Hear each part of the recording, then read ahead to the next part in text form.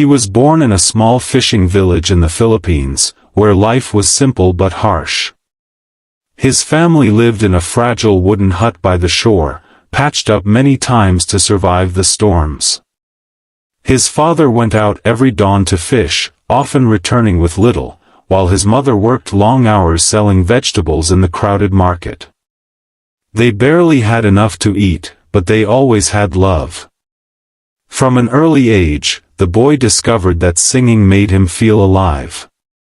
He sang in church, at school, and sometimes alone by the sea, his voice rising above the waves like a secret only the sky could hear. But poverty weighed heavily on his shoulders.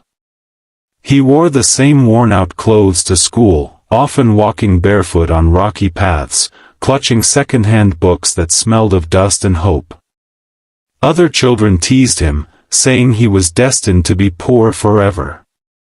Yet whenever he sang, their laughter faded, replaced by awe they didn't want to admit.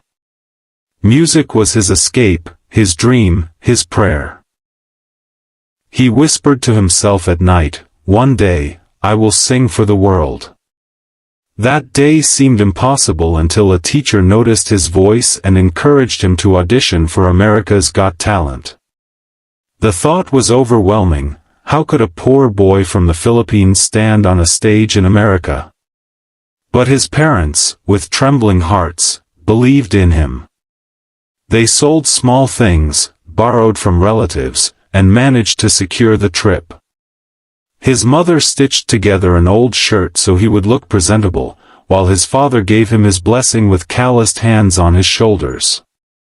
When the day came, he clutched his small bag, boarded a plane for the first time, and whispered a prayer as the engines roared.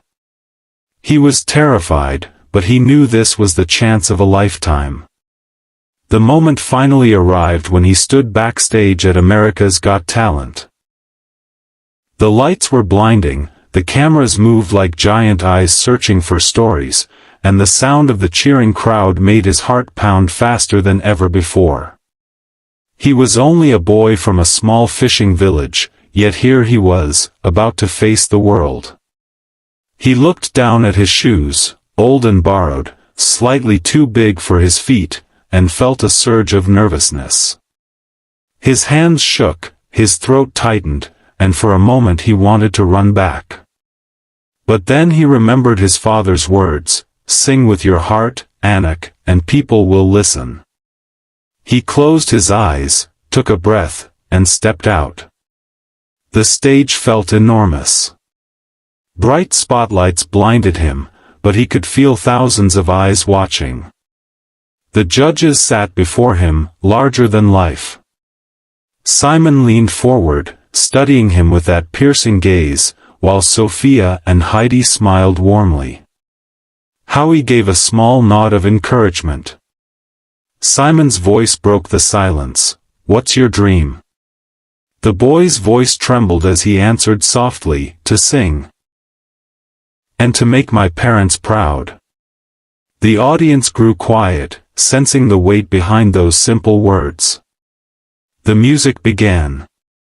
At first his voice was fragile, like a whisper carried by the wind. Some in the crowd held their breath, unsure if he could handle the pressure. But then, something shifted. His voice grew stronger, rising higher, filled with emotion that seemed far too deep for someone his age. He poured his struggles, his hunger, his dreams into every note. His eyes glistened under the lights, and each word carried the story of a boy who had nothing but dared to dream everything. By the second verse, silence swept the room. All doubts were gone, this was no ordinary performance. As the boy reached the middle of the song, the atmosphere in the theater changed completely. The nervousness that once trembled in his voice was replaced by a power that nobody expected. Each note carried raw emotion, rising from the depths of his struggles and reaching every corner of the hall. The audience leaned forward, captivated, their eyes wide, their hearts pulled into his story without even knowing it. Some people began wiping their eyes, unable to believe that such a small, shy boy could sing with such force and truth. His voice cracked once, but instead of weakness, it revealed a sincerity that only made the moment more powerful. It was not just singing, it was the sound of survival, of love, of hope. When he approached the final chorus, he closed his eyes tightly, clutching the microphone as though it was the only thing holding him up. The long, trembling note he released seemed endless, like he was pouring years of pain and dreams into that one moment. Then it happened.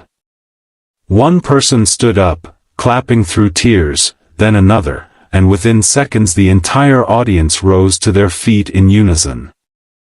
A standing ovation thundered through the theater, echoing louder than the song itself. The boy opened his eyes and froze, shocked at what he saw.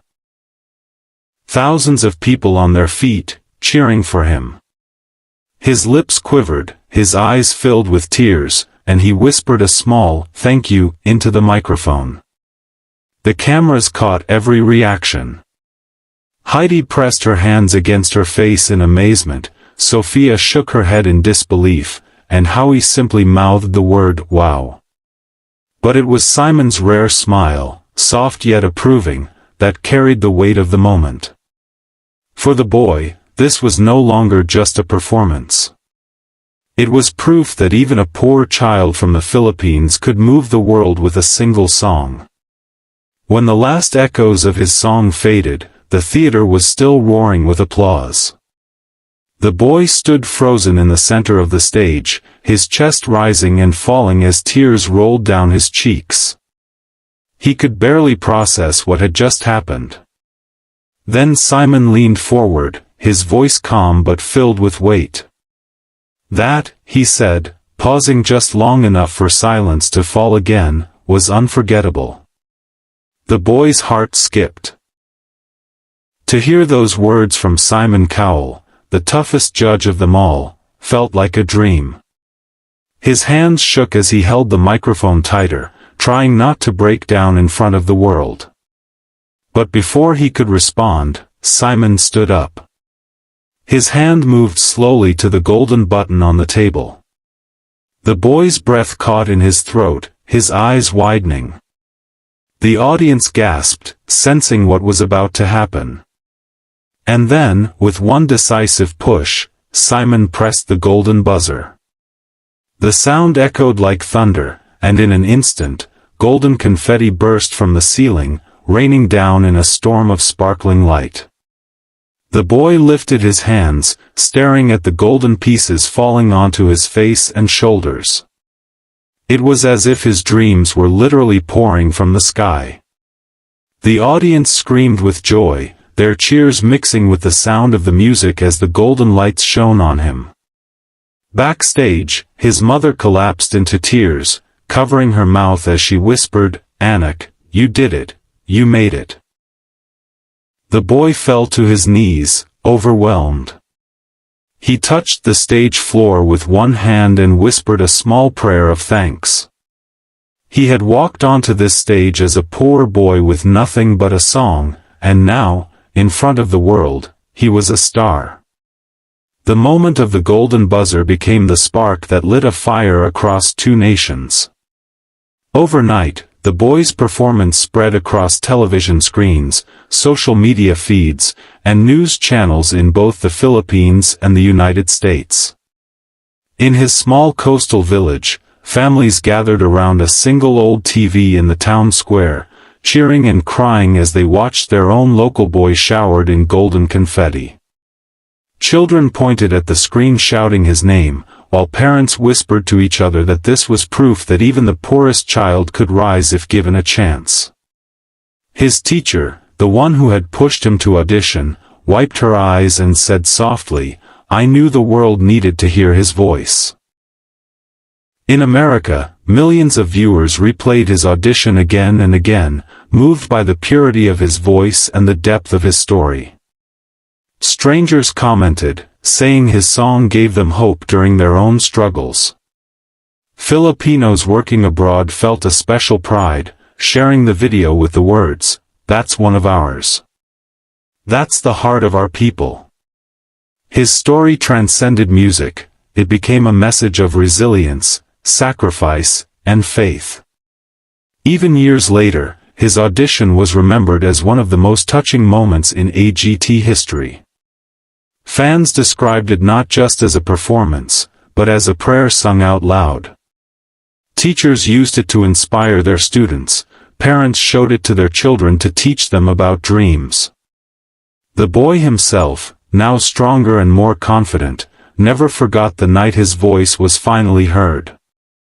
He knew it wasn't only his victory, it belonged to his parents, to his village, to every child who ever felt too small to dream big. His song would never be forgotten, because it had become a song for the world.